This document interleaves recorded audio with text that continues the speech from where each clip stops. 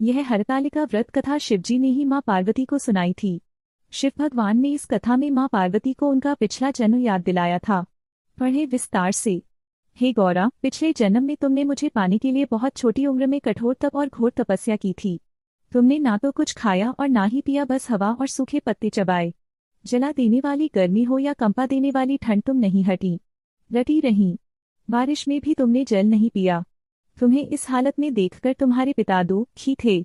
उनको दुखी देखकर नारद मुनि आए और कहा कि मैं भगवान विष्णु के भेजने पर यहाँ आया हूँ। वह आपकी कन्या की से विवाह करना चाहते हैं। इस बारे में मैं आपकी राय जानना चाहता हूँ। नारद जी की बात सुनकर आपके पिता बोले, अगर भगवान विष्णु यह चाहते हैं तो उन्हें कोई आपत्ति नहीं, परंतु जब तुम्हें इस विवाह के बारे में पता चला तो तुम दुखी हो गईं। तुम्हारी एक सहेली ने तुम्हारे दुख का कारण पूछा तो तुमने कहा कि मैंने सच्चे मन से भगवान शिव का वरण किया है, किंतु मेरे पिता ने मेरा विवाह विष्णु जी के साथ तय कर दिया है। मैं विचित्र धर्म संकट में हूँ। अब मेरे पास प्राण त्याग देने के अलावा कोई और उपाय नहीं बचा। तुम्हारी सखी बहुत ही समझदार थी। उसने कहा, प्राण छोड़ने का यह कारण ही क्या है? संकट के समय धैर्य से काम लेना चाहिए।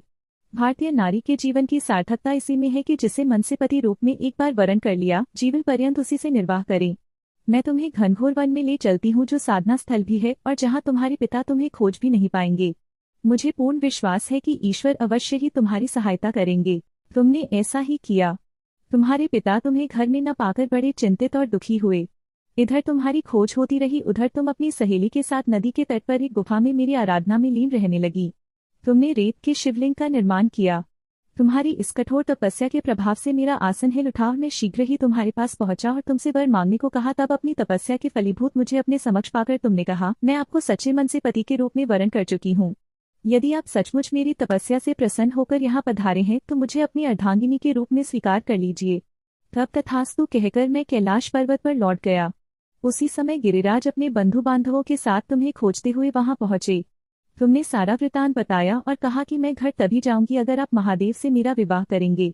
तुम्हारे पिता मान गए और उन्होंने हमारा विवाह करवाया। इस व्रत का महत्व यह है कि मैं इस व्रत को पूर्ण निष्ठा से करने वाली प्रत्येक स्त्री को मनवांछित फल देता हूँ। इस पूरे प्रकरण में तुम्हारी सखी ने तुम्हारा हरण किया था, इसलिए इस व्रत का नाम हरतालिका व्रत हो गया। इस व्रत से जुड़ी एक मान्यता यह है कि इस व्रत को करने वाली स्त्रियां पार्वती जी के समान ही सुखपूर्वक पतिर्मन करके शिवलोक को जाती हैं। सौभाग्यवती स्त्रियां अपने सुहाग को अखंड बनाए रखने और अविवाहित युवतियां मन मुताबिक वर पाने के लिए हरितालिका तीज का व्रत करती हैं। इस दिन व्रत करने वाली स्त्रियां सूर्योदय से पूर्व ही उठ जाती हैं और नहाकर पूरा श्रृंगार करती हैं। पूजन के लिए केले के पत्तों से मंडप बनाकर गौरी शंकर की प्रतिमा स्थापित की जाती है। इसके साथ पार्वती जी को सुहाग का सारा सामान चढ़ाया जाता है।